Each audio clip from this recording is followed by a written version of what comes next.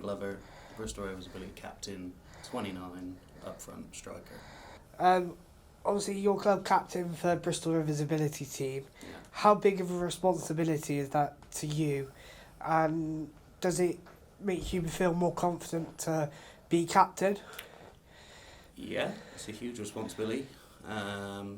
It's not just on the pitch as a leader, it's also the stuff behind the scenes. If the lads are having a terrible week or there's something going on, I like to think they can come to me, and a lot of the lads do, and we try and resolve it. And sometimes it's just a friendly chat that they need to get them through an awful week or whatever the case may be. You talk about the club being a family and how positive it is, and just leading on to that, and brings me into my final question. If you could describe the club as a whole in a quote, what would that quote be, and why would it be that quote for you? Let's sit here and think of quotes now. Why not? Live, laugh, love. You live for every Sunday. Every time we go down on Sunday, you're looking forward to training. You're looking forward to seeing the lads and the ladies. We've now got girls playing for us as well, and a youth team. So we're starting to branch out. Laugh again. It's a good laugh. It's pretty simple, and love. We just love all your teammates. From the Tims of the team to my cousins George and Cole, to Jason, our coach, right up to like Pat and Ian, and of course our manager Jane herself. So you talk about having family and friends around you. Is that very beneficial for like your mental well-being and 100%. like training every Sunday with them and trying to have a laugh with them? Yeah, 100%. It's nice to know that if you do mess up in a tournament, they're going to have your back, and vice versa. So it's always nice to have those people around you to keep you going, and they all do a brilliant job. Everyone's always positive. No one's ever on your back if you do mess up during the tournament, if you miss a penalty or whatever the case may be. It's always get up, get going, and do it again. Don't let your head drop. Again, thank you for taking the time to talk to me. Mark Mackenzie James, age 42, position defender. So, as a player, what have been some of the biggest challenges you've faced in your football career? Playing with people with different abilities and different disabilities as well, because being a disability team has been nice to be able to work out what other people have got, and how I can work around it with them and help them, and then help myself as well at the same time. So, can you describe a typical training session? How would that look, and how do people with different disabilities get involved in that training session? Well, we all try and help out with them, try and help them, like when they get a bit frustrated, they can't score, they can't do something in a training session, sort of give them a bit of encouragement, and also help me as well, because helping them, it makes me feel achievement that they're doing it. So, what's the proudest moment in your football career so far? Well, winning it last season. Proud moment for me was winning it this season and being able to say that I achieved it. I did a lot of work to achieve it, and hopefully we can achieve it again this year. Hello, my name's Pat Gardner. I am on the committee of Bristol Rovers Ability Football Club. I sort out things like safeguarding and welfare. I also do first aid lead. I'm also a fundraiser, applying for the money we need to keep the football team going. I'm from Port Zed, and I travel all the way around our fair counties doing the football with these wonderful people. I'm over 21 at the moment. So, going back off what you just said there, what led you to become a safeguarding and welfare personnel here at Bristol Rovers Ability? Well, first off, the Football Association requires that if you have people who are vulnerable, and for those who have disabilities, they are classed as vulnerable people, whether they're adults or children. But when we established our youth team last summer, there had to be a dedicated welfare and safeguarding officer, because we have people under the age of 18. So the FA has different courses that have to be completed before you can take up the role, which we'd only discovered about 3 weeks before we were going to start. So it was a quick fire thing, and we had to get it organised, and I put my hand up because in my previous role before I finished, I was in Avon Somerset Police for 30 years, and I had to do a safeguarding role in my role as a police community support officer, which made it less difficult to absorb the concepts, because I already knew most of them. But from a footballing angle, it was slightly different, and we kind of got through it with the help of my colleague Jane and some of the other people on the committee, and here I am. So yeah, it's a challenge, but it's very, very rewarding. So, how do you ensure that all safeguarding is accessible to individuals with various disabilities in the club? We need to take everybody as an individual. You can't class anyone as being typical. Everybody is original and unique. Their experience of life is different to everybody else. For someone who was born with Down syndrome is entirely different to somebody who was born with a physical disability. We have both kinds of players in our team. We also have people who've acquired injury during their course of their life. We've also have people who've had sudden medical problems.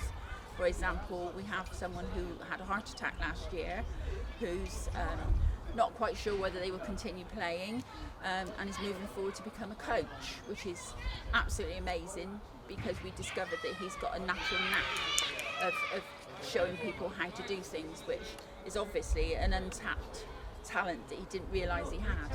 So it's good for his personal growth, as well as the fact of helping him to still to feel that he's of value to the club, and also in his personal life it's given him a new emphasis in his life. In regard to welfare, I am at the end of a phone whenever. I'm available to anybody who needs to speak, whether it's something to do with footballing, whether it's something to do with what's happening at home. If they've got a problem with paying their subs, we're always able to assist by working out ways in which they can afford to carry on coming. because so many people have had a benefit from coming to the club, who their lives have opened up. They felt as if they're doing something right for themselves, possibly for the first time, because they've been told in other places that they're not good enough, that they can't be involved in football elsewhere because we don't have somebody to train you, we don't understand your condition. But as it is, we don't care what condition you've got. We've come here to play football, and if adjustments need to be made, they need to be made. And that's not a problem, because we'll just make them. And whatever makes it possible for everyone to take part, because this is the world's game, and everybody should have the opportunity to take part. Yeah. So, how do you handle a disclosure from a non-verbal individual or someone with limited communication ability? We take great pride in being as inclusive as we can possibly can, which means that everyone's needs have to be accommodated. We have an individual who's without speech. I think we would know very quickly if something was going wrong, but we have great connections with parents and support workers, and I feel sure that this particular individual or someone who's in a similar situation, we make a point of being as connected to the family as we can possibly do so. The one I'm thinking of, he might not come out with words, but he certainly comes out with how he feels, so it would be very evident. And we would encourage everybody to be like that, because if something's not right, we want to know about it. So please give us your name and position. Alright, so I'm Jane, I work at the club. I do everything really. I'm classed as a head coach, managing director. We've got 4 teams of players at the club, from youth level up to adults of 65 years of age. So very varied. So can you tell me about your journey into disability football management? Well, I started off as a parent that came along and helped their child integrate into the football club. And I was there week in, week out. Got asked if I wanted to do a coaching course, which I did. I went along with. Qualified with that. Got asked if I wanted to do my level 2, which I ended up doing. Qualified with that, and the next minute I got asked if I wanted to run the club. So I thought, why not? Let's go with it. So started running it. Still being heavily involved in coaching. Got a few coaching staff through that were actually players, so they got their level coaching. And then gone from there really, and just taking each day as it comes and work at it to the level that I am, and running it with a good committee now, and it's all going well. So, being part of Bristol Rovers Ability, not only as a manager and a head coach, but as a player as well, what's the most rewarding part of working with your team? Do you know what? There's quite a lot of rewarding things with working with the team, but the most I'm proud of are ones where players have actually come to us, and it's like the last thing, that they've tried everywhere else and been told that they're not good enough and not been able to join in, and that they're actually not very good in their confidence, so they've not been able to communicate, and to have them come out with a conversation with you and to be able to know that they've actually accomplished something by coming here, being able to play football and getting the confidence to be able to communicate. So moving on to the players in the team now, what changes have you seen in the players both on and off the pitch during their time here at Bristol Rovers Ability? Again, their confidence level is increased so much.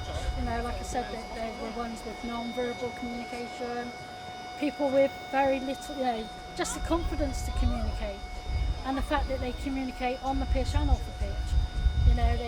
They stay at the end and then they have a drink and just a general chit chat. Just to be able to do that and see that smile in their face and voices. I'm George, age 30, goalkeeper. So can you tell me about your disability and how it shaped you to approach the game that you love and wanted to play? So I was born with scoliosis, pretty much, and to be a goalkeeper, obviously you need to obviously dive around, stuff like that. So I thought, okay, it's going to be bad if I probably make the injury worse. And so then I had the spinal fusion, so I got like metal rods all up and down my spine.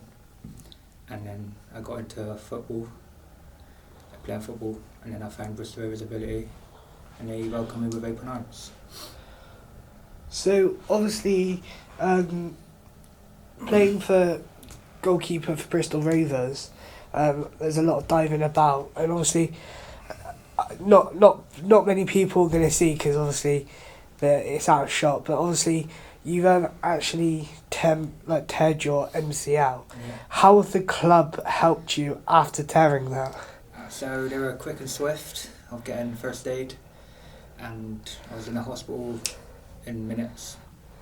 And now they keep, every day I get messages, make sure I'm okay. They're helping with my mental health, mental well-being, and just wishing me a speedy recovery. So the final question, before we wrap this up, what advice would you give to young athletes with disabilities who want to pursue a career in football or any sport in general? Tell them go for it. Sky's the limit. You can do whatever. Just got to find the clubs out there, and luckily Rovers Ability are one of those. So do it. Don't be scared. Perfect.